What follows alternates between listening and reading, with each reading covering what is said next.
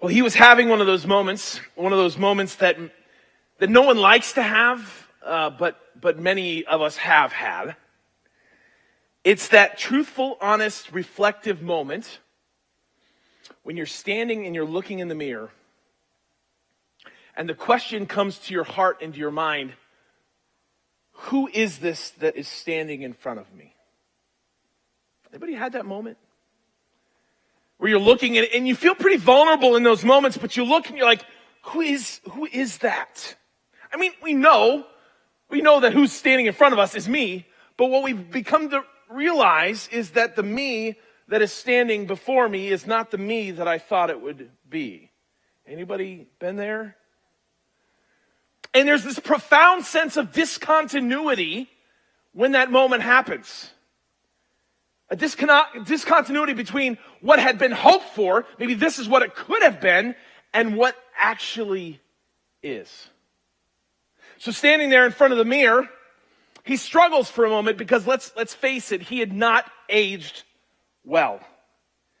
There were wrinkles now in places where his skin had once been smooth and tight and dark and confident. He noticed this crease in the skin just between his eyebrows where he had been furrowing his brow a lot in these recent years. But most of all, he just recognized that he was tired. And when I say he was tired, I don't mean like the tired that we get like when we've been outside working all day. I'm talking like dog tired. I'm talking the kind of tired that we would often once have used to describe horses, rode hard and put away wet, where you just wear out a horse, you stable it before you even wipe off the sweat, like that kind of tired. It's the kind of tired that you have when you survey your life and you begin to recognize that where you've ended up isn't where you started, and maybe not even where you dreamed it would be. It's the tiredness that comes when disappointments in life begin to settle in, when the frustrations and the regrets of poor decisions that have been made. It's the honest reflections of a soul that recognizes that at some point I got dangerously out of sync with God's good order for my life and the world around me. It's the exhaustion that follows the question that says, how did I get here? And then the realization that the only good answer is just straight up foolishness.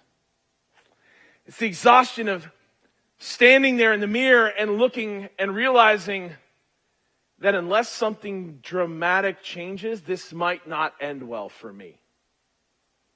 That moment in the mirror would haunt him throughout the rest of his day as his mind would bounce back and forth between his present demands and the nostalgic memories of a really good start, because there was a moment when things were okay, when they were good.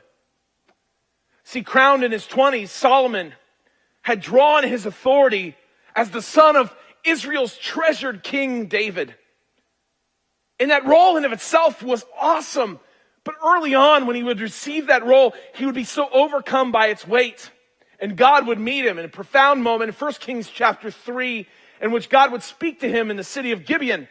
And listen to what God says to Solomon. This is awesome. This is God speaking to Solomon. Ask for whatever you want from me to give you. Who in here would love to hear that word from God, right? Like you're sitting there like, why can't God say that to me? Because I am filling up a shopping cart in my head right now. But as God speaks this to Solomon, this is the good start of Solomon. Solomon's response, it's profound. Solomon answered, now you've shown great kindness to your servant, my father David, because he was faithful to you and righteous and upright in heart. You've continued to this great kindness to him and have given him a son to sit on his throne this very day. Now, Lord my God, you've made your servant king in place of my father David, but I'm only a little child, and I don't know how to carry out my duties. And your servant is here among the people you've chosen, a great people, too numerous to count or to number. So give your servant a discerning and wise heart to govern your people and to distinguish between right and wrong. For who is able to govern this great people of yours?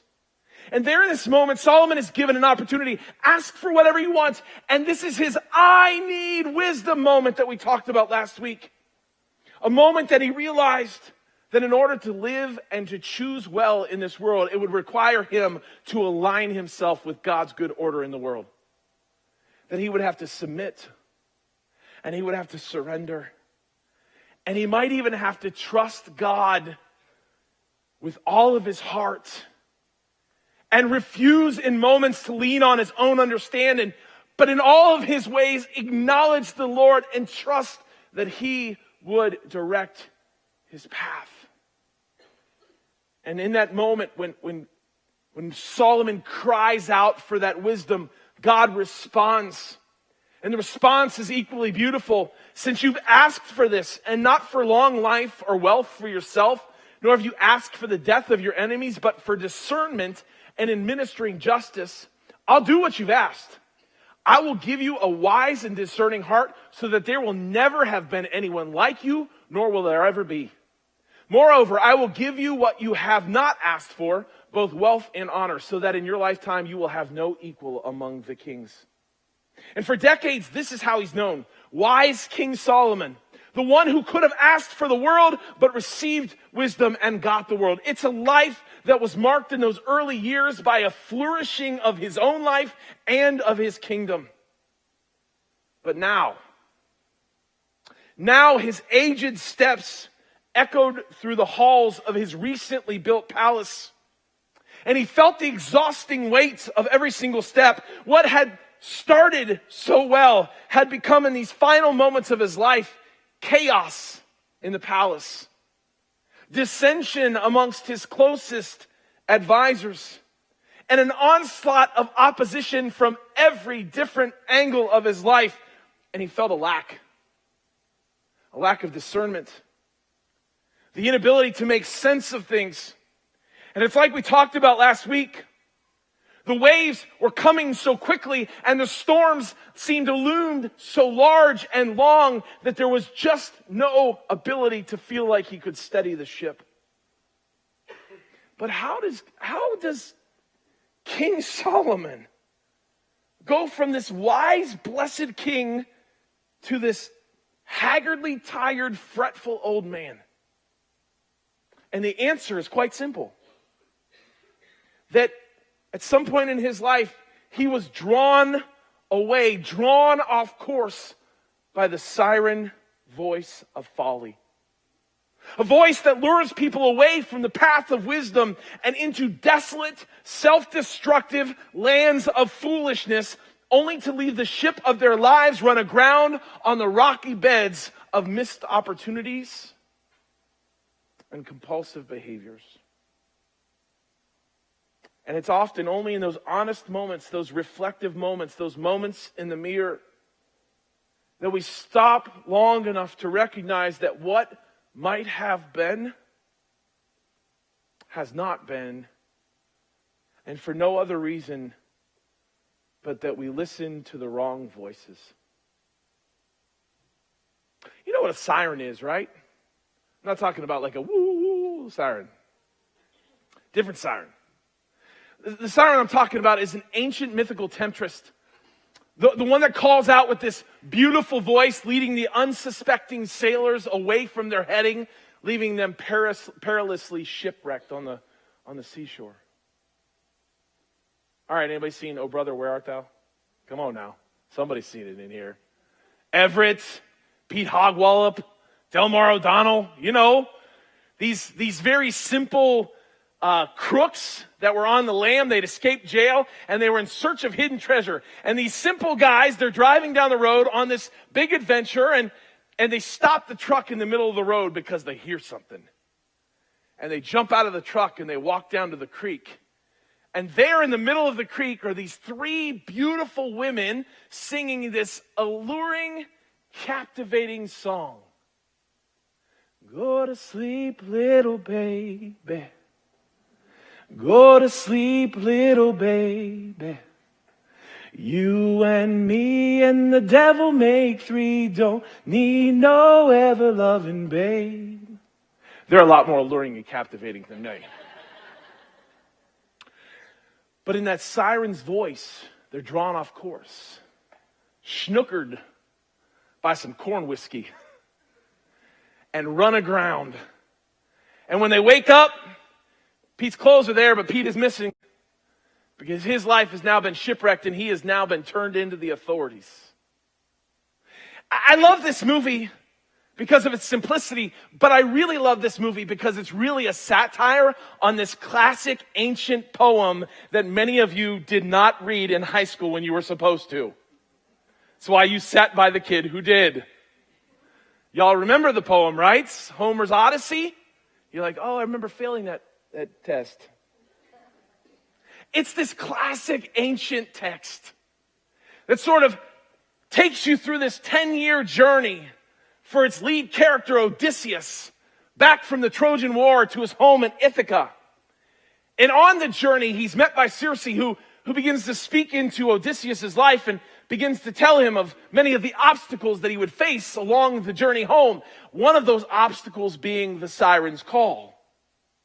And he was warned that many a sailor had known they were coming, known that they were there, and they'd committed themselves. We're not going to fall prey. We're not going that way. But as soon as they got into it and they heard the call, they were drawn off course, drawn off heading. And even though they could see the rocks, even though they could see the seashore, even though they'd seen the carnage of the broken ships and the dying people, they turn and shipwreck their lives because they listened to the wrong voice. Why on earth am I talking about sirens right now? Why am I talking about these ancient mythical temptresses that don't exist? Because images, language, metaphor, analogy, simile, these are powerful tools that are used to evoke something in our imagination. And when I listen to this story and I read into the scriptures and I read Proverbs chapter 9, I begin to realize that it could be that the proverbist, this ancient sage of wisdom, is doing the very thing that Homer himself does. Listen to how foolishness, folly, is described in the text. Folly is an unruly woman. She's simple and knows nothing. She sits at the door of her house and on a seat at the highest point of the city, calling out to those who pass by, who go straight on their way. Let all who are simple come to my house. To those who have no sense, she says, stolen water is sweet, food eaten in secret is delicious, but little do they know that the dead are shipwrecked along the seashore, that her guests are deep in the realm of the dead. Isn't that powerful? You hear how foolishness is being described there, right? It's being described as a siren, as a captivating and alluring presence that catches the ears of the simple, the undisciplined, the non-reflective, those who go about life with little understanding as to how present actions can affect future outcomes. You know that's at the heart of foolishness, right? When we run headlong into a situation and we never stop to think, how is this going to affect me in the future? What is the outcome of this? Or when we're willing to abandon long-range wellness by gratifying an immediate and urgent impulse. That's what simpleness is. It says, come, give yourself away to it. We'll worry about what happens later. The trouble is that our later always seems to look the same way, doesn't it? Shipwrecked, destruction, chaos, mayhem. That's what later looks like. So if that's the siren's call, then why would I say Solomon had fallen prey to the siren's call? Because remember, early in his story, Solomon was known for his wisdom. He'd been known for his counsel, his prudence, his understanding, his discretion. But later in his life, and I don't know if it's complacency, comfort, exhaustion, or maybe just want to, that he starts listening to the wrong set of voices. Voices that lead him out of this path of wisdom and very, very close to the seashores. Some of us know that. Some of us know what it feels like to have gotten a little complacent or comfortable in life, and then all of a sudden we're not attending to the right voices anymore. We start listening to the wrong ones, and all of a sudden the heading of our ship of our life begins to turn quite a bit. Now, when we tell Solomon's story, we always tell it the same way. We like to tell the first part of his story, but very few people like to tell the back end of his story. So can we listen to what happens when Solomon heeds folly's call? Listen to this text. King Solomon, however, loved many foreign women besides Pharaoh's daughter, Moabites, Ammonites, Edomites, Sidonians, and Hittites. They were from the nations from which the Lord had told the Israelites, you must not intermarry with them because they'll surely turn your hearts after their gods. Nevertheless, Solomon held fast to them in love. This next line may be part of the problem.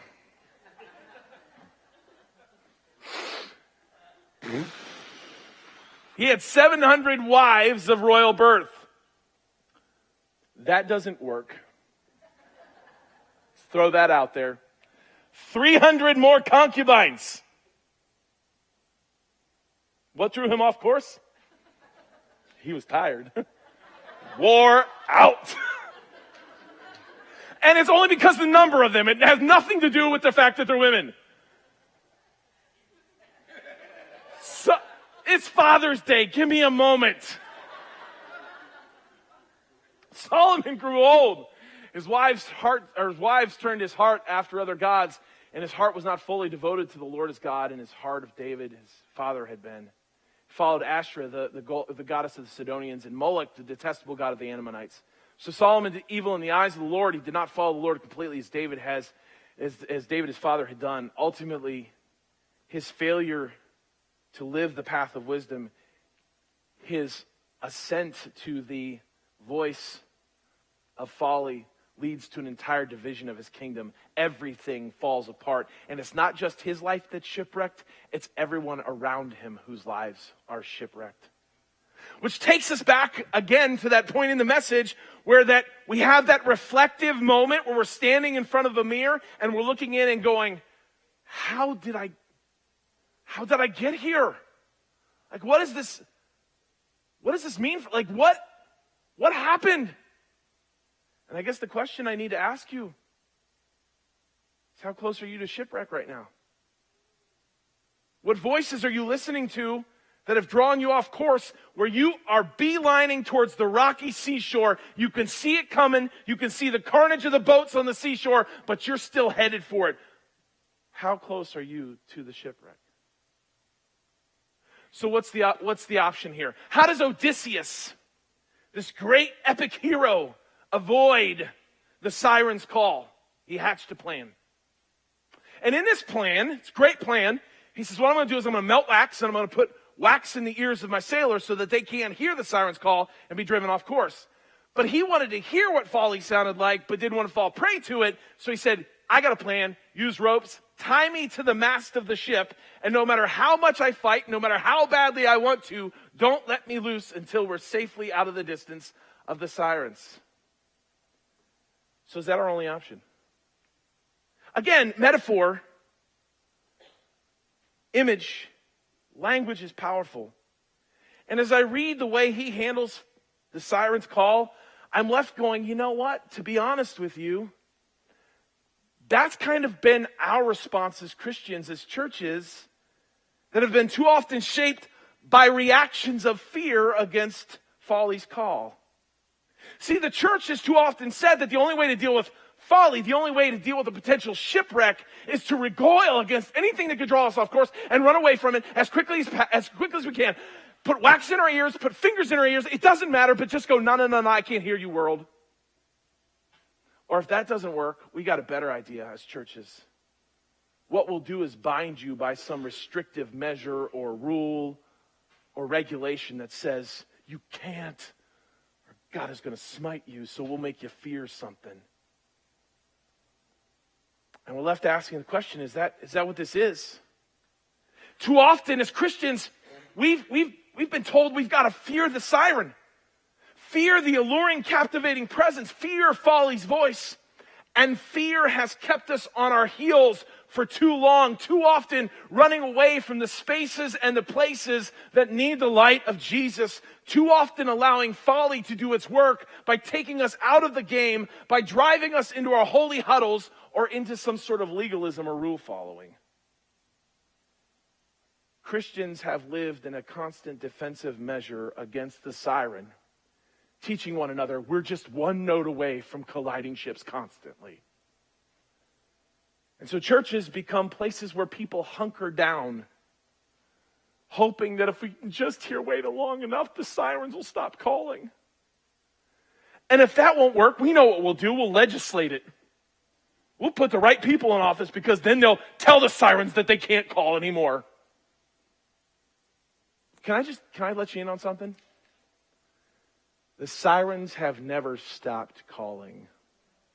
And they're never going to stop calling. No matter how bad you hunker down or how much you try to enforce it with some sort of legal rule. Fear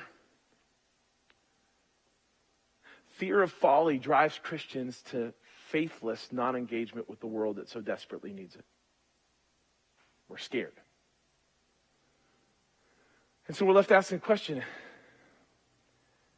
is earwax and twine the only way to avoid sirens call? Maybe the problem is that we start in the wrong place of fear. See, we've been told, fear the siren, fear the call, fear folly, fear destruction. But the proverb writer, this ancient sage, earlier in chapter 9, had actually said something else. He says, the fear of the Lord is the beginning of wisdom.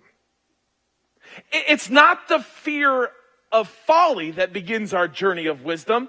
It's the fear of the Lord that begins the journey of wisdom. Now, let me clarify something before you let your minds run away with you.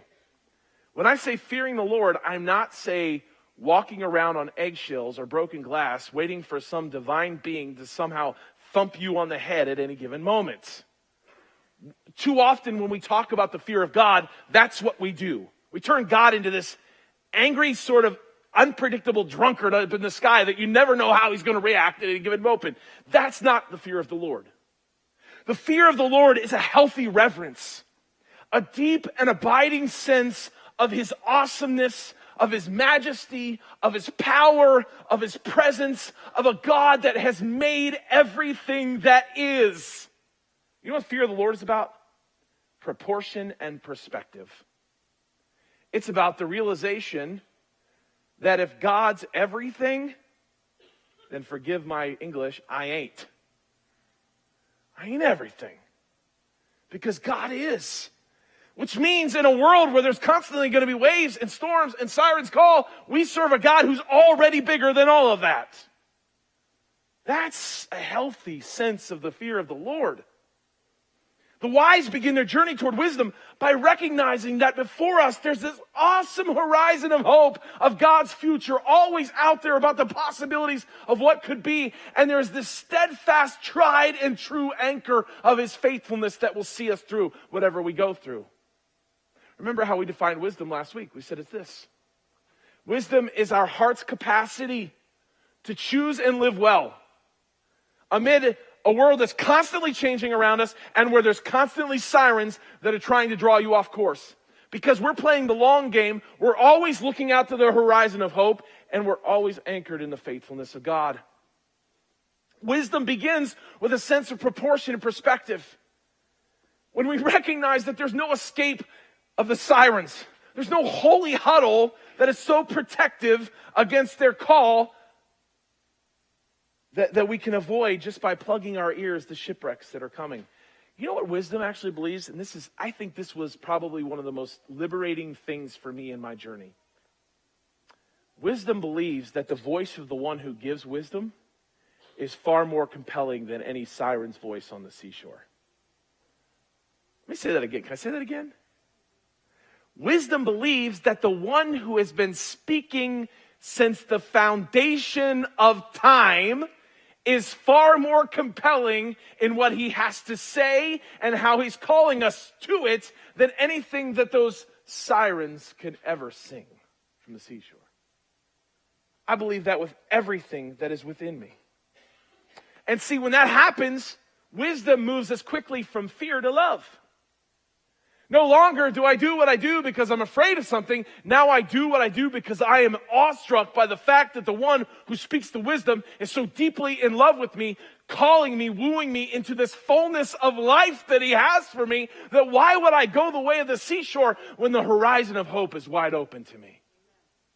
And all of a sudden, love begins to drive the conversation. And then I begin to discover that, wait a minute, this awesome majesty, big, mighty God is a God who said, I'm going to be in you.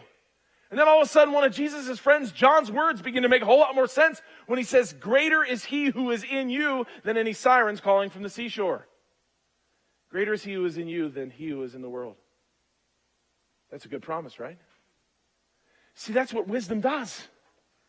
Wisdom invites us into perspective and proportion. We begin to find the horizon of hope anchored in God's faithfulness.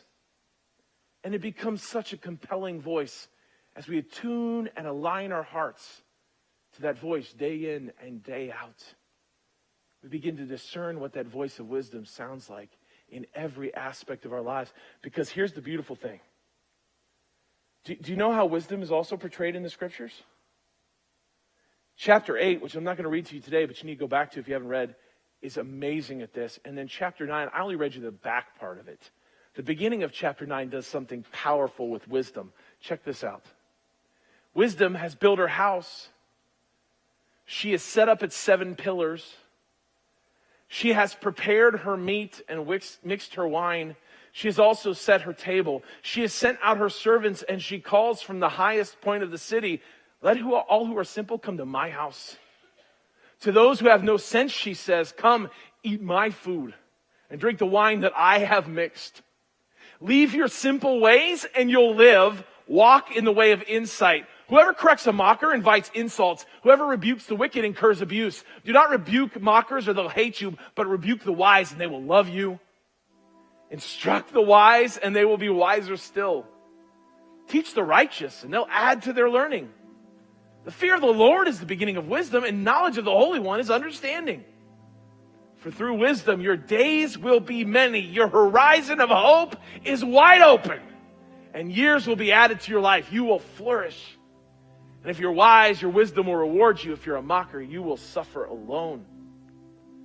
So we're researching this and studying this as a staff, getting ready for the series. Pastor Lindsay pops up and she says, wait a minute. Folly and wisdom do the same thing.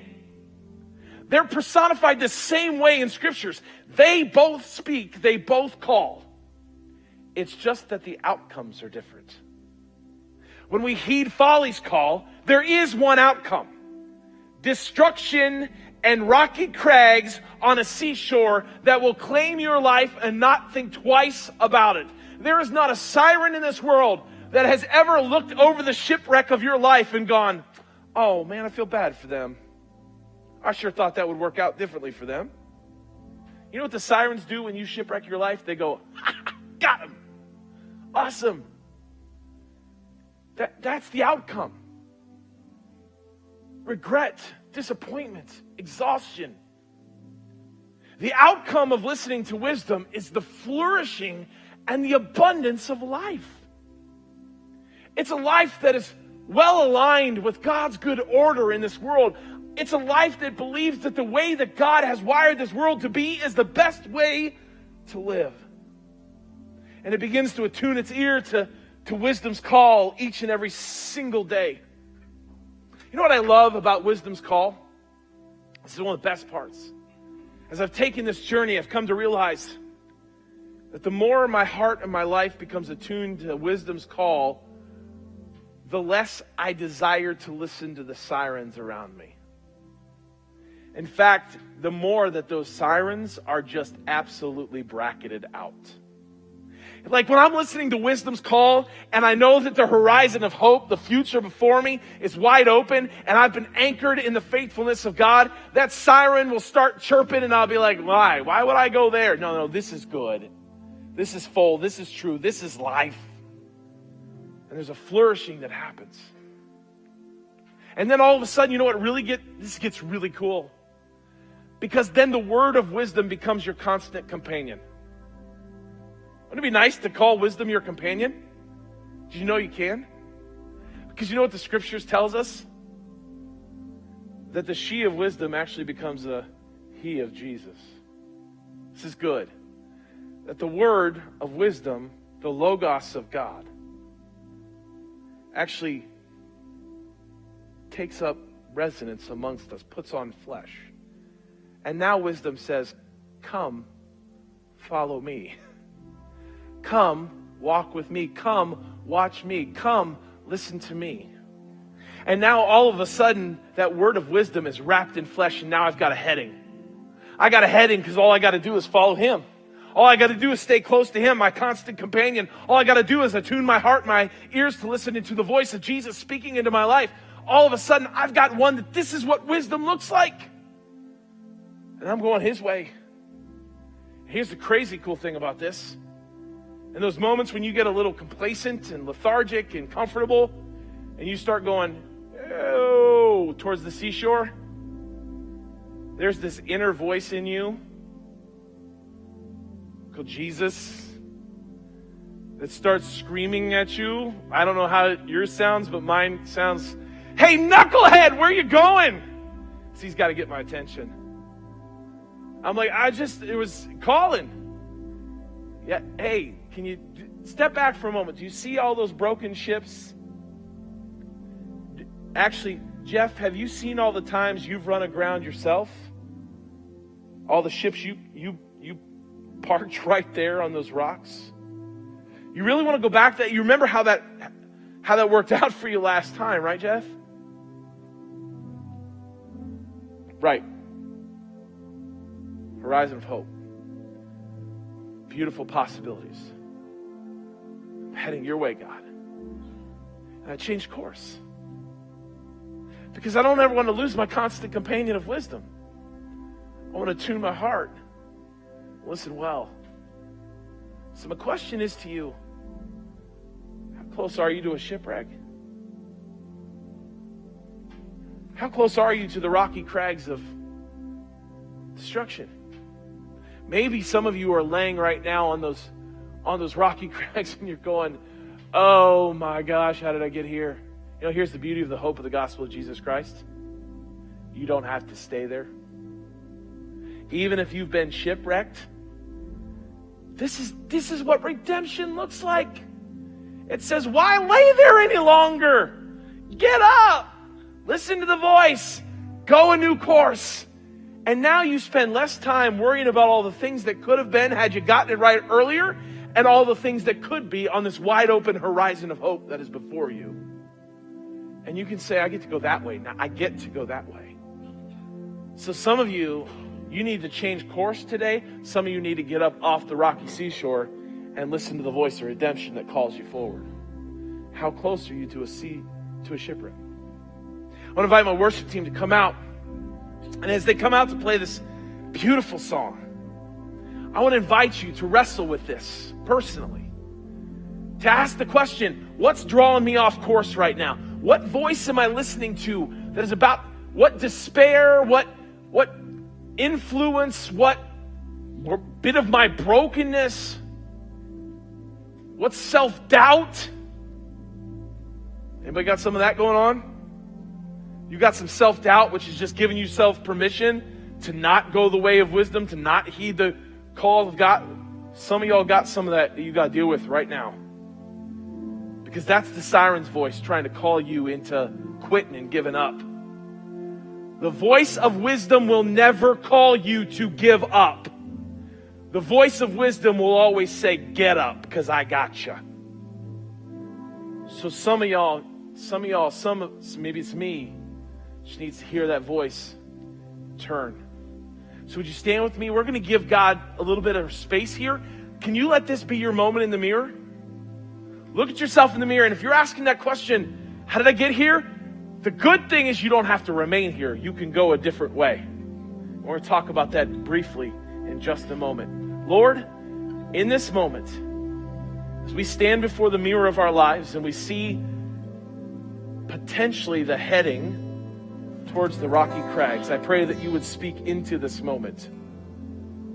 That you would bracket out the sirens call, because the sirens can't call in God's church. It's not going to happen.